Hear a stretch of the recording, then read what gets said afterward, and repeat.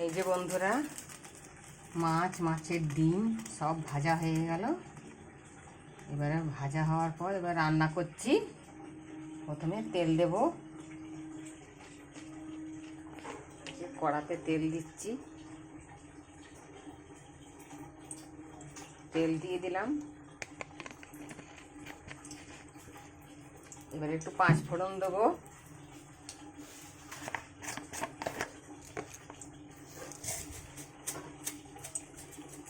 পাঁচ ফোড়ন দিলে স্বাদ ভালো হয় খেতে।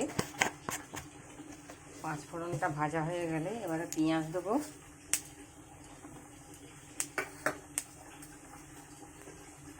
কেটে রাখা পেঁয়াজ, এই যে পেঁয়াজ কেটে রেখেছি, এগুলো দেবো।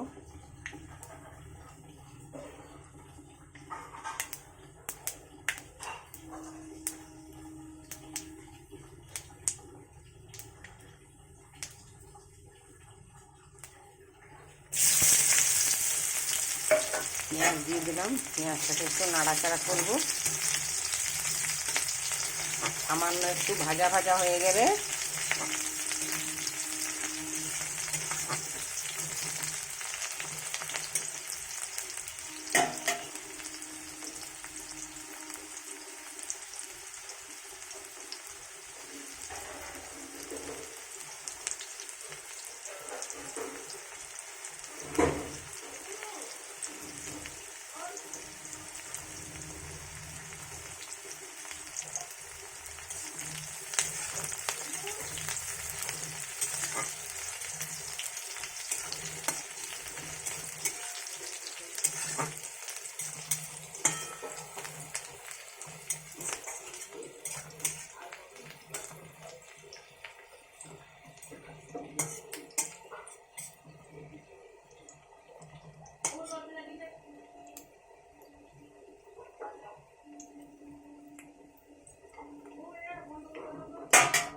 এবারে ভাজা ভাজা হয়ে গেলে এবারে মশলাটা দেবো।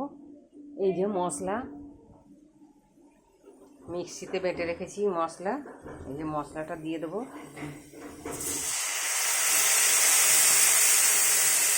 দিয়ে দিলাম।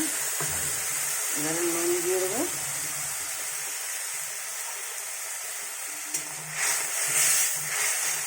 একটু নাড়াচাড়া করে দেবো। নুন দিয়ে দিলাম।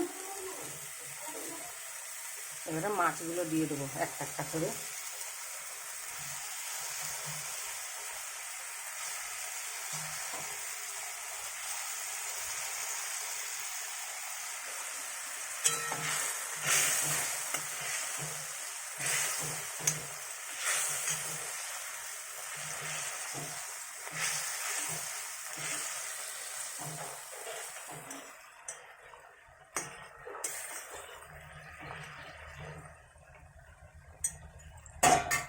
মাছগুলো দিয়ে দিলাম।